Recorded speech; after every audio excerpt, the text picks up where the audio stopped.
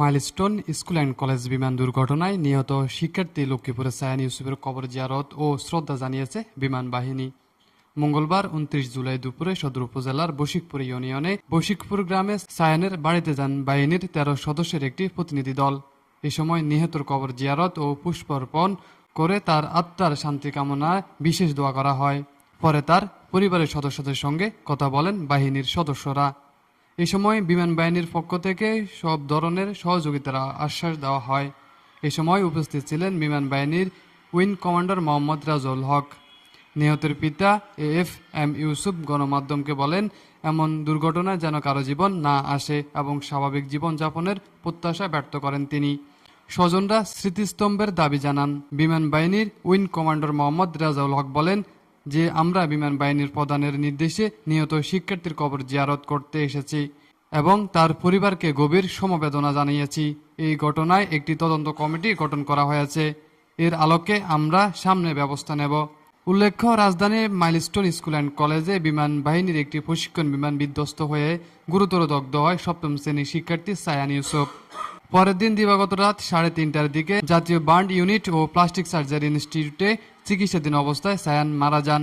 এটা আমার কোনো পরামর্শ নেই, মানে অলরেডি ওনারা এটা নিয়ে বলছেন যে একটা ওভার ক্রাউডেড সিটিতে এরকম একটা এয়ার ভেসেল থাকবে, সেটা প্রশিক্ষণ বিমান, এই জিনিসটা আসলে স্বাভাবিক না।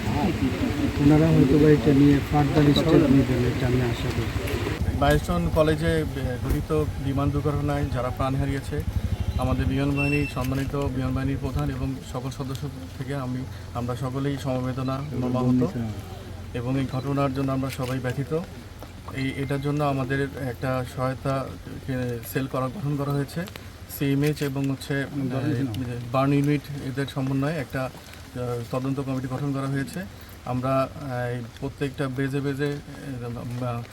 নিহত যারা হয়েছে তাদের আত্মার মাগফিরাতের জন্য প্রত্যেক বেজে আমাদের দোয়া ব্যবস্থা করা হয়েছে এবং আমাদের আন্ডারে যেসব স্কুল কলেজ আছে তাদের সব জায়গাতেই দোয়া মাহফিলের আয়োজন করা হয়েছে এবং খুব দ্রুত যারা আহত হয়েছে তারা খুব দ্রুত যেন আমাদের মাঝে ফিরে আসতে পারে আমরা এই দোয়াই করি এবং তাদের উন্নত চিকিৎসার জন্য আমরা যত পারবে আমরা এটা সম্পূর্ণ আমরা এটা দেখব।